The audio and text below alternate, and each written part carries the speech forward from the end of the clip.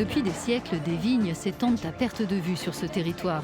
Et aujourd'hui, l'Espagne est l'un des premiers pays producteurs de vin au monde.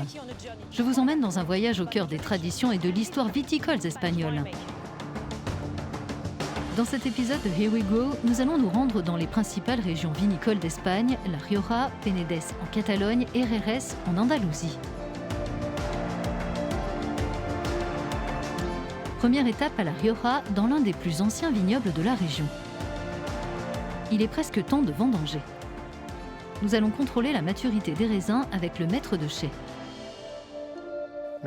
Regardez la couleur de la peau. Vous pouvez voir qu'elle est en train de prendre cette couleur rougeâtre. Mais les pépins, eux, sont encore verts, un peu marron. Ici, on a les trois conditions qui sont nécessaires. Une situation spécifique avec la protection du massif de Cantabrie et le fleuve de l'Èbre qui traverse la Rioja. Un sol très pauvre, très riche en calcaire, ce qui donne une grande complexité au raisin. Et enfin, la variété de cépage Tempranillo qui est typique pour élaborer les grandes réserves de Rioja.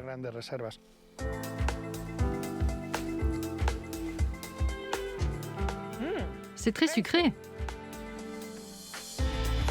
Après la vendange, le pressurage et la fermentation, le vin vieillira en fût de chêne pendant des années.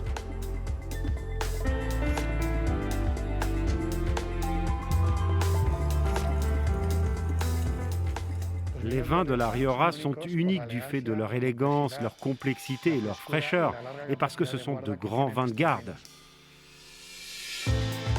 Direction la région du Penedès en Catalogne pour en apprendre plus sur un autre célèbre vin espagnol, le cava. Sant Sadurní d'Anoia est la capitale du cava et la terre de plus de 80 producteurs. Nous visitons les caves Freixenet, une entreprise familiale qui figure parmi les premiers producteurs mondiaux de vins effervescents. L'entreprise a été fondée par mon arrière-grand-père, mon grand-père et ma grand-mère.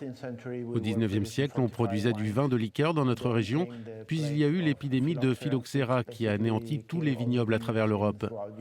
Dans cette région, l'activité a changé. On est passé des vins de liqueur aux vins effervescents, produits avec la méthode traditionnelle. D'où vient le nom cava ? Je vais vous montrer. Le cava, la cava vin en espagnol, est souvent élaboré à partir d'un mélange de cépages locaux, Macabeo, Parellada et Xarel·lo. C'est très important que la deuxième fermentation se déroule dans des caves souterraines, parce que la température y est fraîche tout au long de l'année.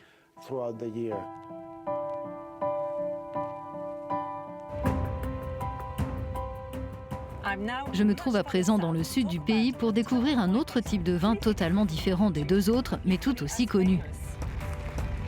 Son nom, le Xérès, l'un des plus anciens vins du monde.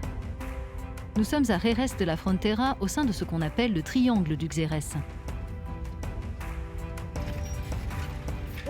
Ce qui rend cet endroit unique, c'est ce sol.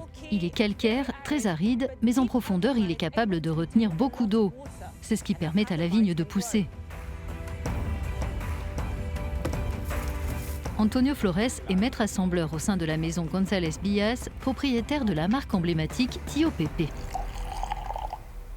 Le Xérès est différent, il est unique. Chaque vin à travers le monde repose sur un terroir, la terre, l'origine. Le Xérès en a deux. Le premier, c'est son vignoble, son sol blanc, la Albarrissa, qui lui donne la vie et lui offre de la personnalité. Le deuxième, c'est son chai, avec le microclimat qui lui est propre du fait de sa situation géographique et de ses conditions de température et d'humidité.